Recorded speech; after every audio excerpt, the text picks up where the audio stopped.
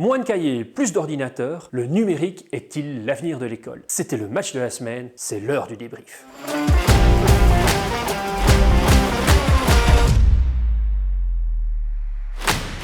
Bonjour, je suis Laurent Debry, le pilote du mouvement positif Il fera beau demain. Chaque semaine, nous vous proposons de trancher un certain nombre de débats difficiles, des questions clivantes. On vous présente les enjeux, on vous donne les arguments et on vous invite à un atelier citoyen pour nous aider à positionner notre futur mouvement. Pour ce premier match de la saison, on s'est intéressé à l'avenir de l'école. Les équipes sont rentrées au vestiaire, débrief.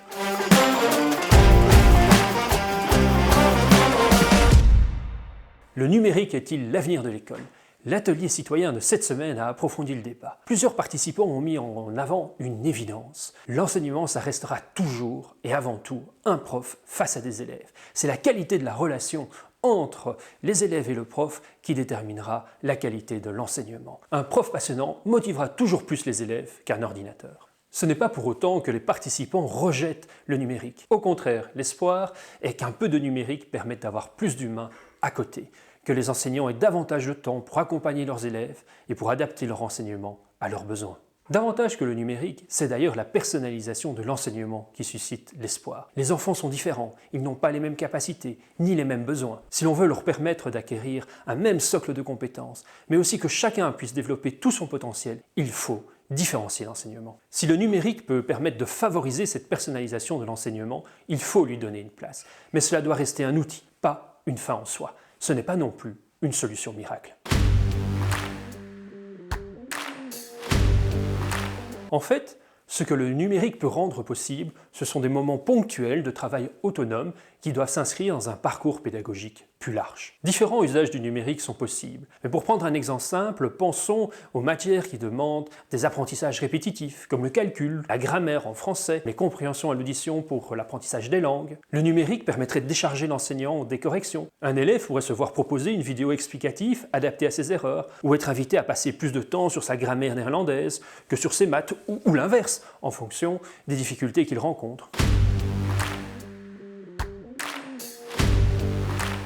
Ce travail en autonomie devrait être inscrit dans la grille horaire, à raison peut-être d'1 heure ou 1h30 par jour. Il devrait avoir lieu à l'école, parce que comme l'expérience actuelle le montre, travailler en autonomie, ça ne peut pas signifier travailler seul, et encore moins être abandonné. Il est essentiel que l'enseignant encadre le travail, qu'il reste au cœur du processus d'apprentissage. D'ailleurs, l'intérêt du numérique, c'est aussi ce qu'il permet de faire à côté, dans ces moments où les élèves sont encore en classe avec leur enseignant. C'est le temps que l'enseignant va pouvoir consacrer à un groupe d'élèves peut-être plus petit. Ce sont des corrections en moins. C'est la vision plus fine qu'il aura de ce que les élèves maîtrisent et de ce qu'ils ne maîtrisent pas. Cela ne révolutionnera pas son métier, mais ça le rendra peut-être encore plus intéressant parce qu'il pourra se consacrer à ce pourquoi il a le plus de plus-value.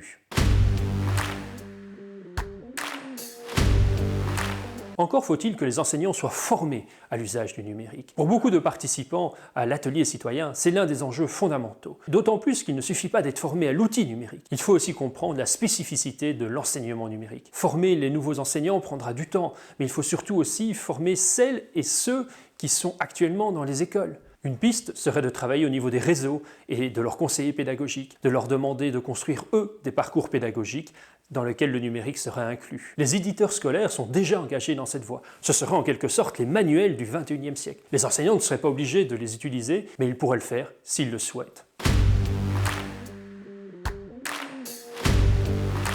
Autre difficulté qui a été relevée par les participants de l'atelier citoyen, l'équipement. La fracture numérique est toujours très importante. Il faut en avoir conscience. Mieux, il faut se donner comme objectif d'y répondre. Aujourd'hui, le numérique est devenu une compétence de base, et cela sera encore plus vrai demain. L'école doit s'assurer que tout le monde y ait accès. Et c'est également vrai de la possession d'un ordinateur. Aujourd'hui, une famille sur 3 à faible revenu n'en dispose pas. Équiper les élèves via l'école, c'est aussi équiper ses familles. Cela demande un investissement important, mais des projets pilotes existent et c'est prometteur. Si cela permet d'améliorer notre enseignement, si cela permet de réduire l'échec scolaire, cet investissement sera très vite rentabilisé.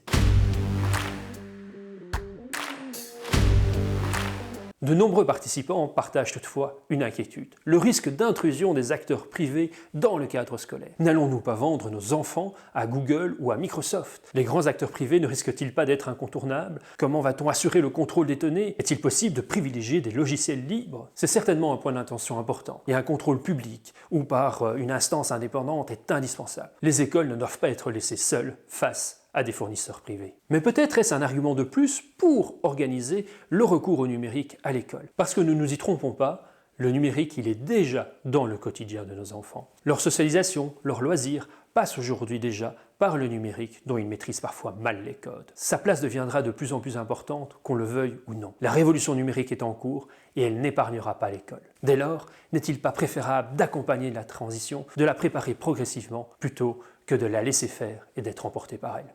Entre espoir et fatalisme, un grand nombre de participants de notre atelier citoyen considéraient que le numérique participait à l'avenir de l'école. Ce n'est pas pour autant le dernier mot. Le match retour se joue sur notre plateforme ilferabeaudemain.team. Vous pouvez y donner votre avis, argumenter, voter. La consultation durera encore plusieurs semaines. Ensemble, construisons un mouvement positif.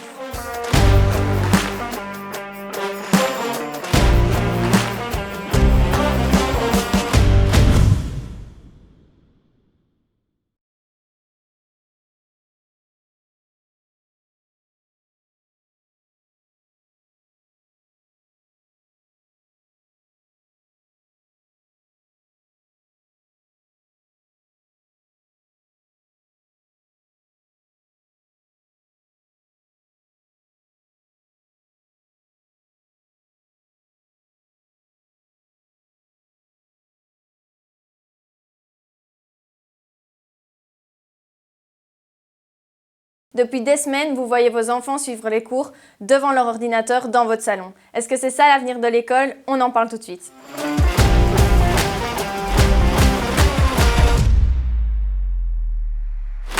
Bonjour, je suis Marie Jacquemin et je suis membre active du mouvement positif Il fera beau demain. Chaque semaine, on vous propose un match, un débat, et aujourd'hui, c'est l'utilisation du numérique à l'école.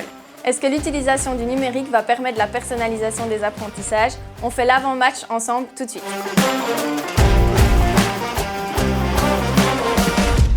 Dans une classe, tous les élèves sont différents. Ils ont un vécu différent, un contexte familial différent, des forces et des faiblesses différentes. Personnaliser, c'est donc varier les manières d'enseigner en utilisant les différents outils mis à notre disposition selon les caractéristiques de chaque élève. Autrement dit, personnaliser, c'est permettre que chaque élève apprenne à son rythme et avec ses propres méthodes. C'est une façon de donner à chaque élève les mêmes chances de réussite. Appliquer les mêmes méthodes à tout le monde, c'est égalitaire, mais c'est pas forcément équitable. Personnaliser, ça prend du temps. Ça demande d'abord aux professeurs de bien connaître ses élèves et donc d'interagir beaucoup avec eux. Les profs n'ont pas un cours à préparer, mais plusieurs selon les besoins de chaque élève. Et ce temps-là, dans la conception classique de l'école, ils n'en disposent pas. Les cours devraient être conçus autrement, notamment en dégageant du temps pour le professeur, grâce à des séquences d'apprentissage où les élèves travaillent en collaboration ou en autonomie. Le travail en autonomie ou en collaboration sont des techniques déjà utilisées dans certaines écoles. Mais le numérique peut être un outil particulièrement adapté pour ce type de cours. Il permet aussi d'avoir accès au contenu matière, comme des podcasts, des tutoriels mis en ligne par l'enseignant ou des documentaires sur une tablette, sur un smartphone ou sur un ordinateur. Tout ce travail autonome ou collaboratif pourrait se faire en classe avec le prof, mais aussi en salle d'études avec un éducateur. Et ça permettrait de réduire le nombre d'élèves présents en classe.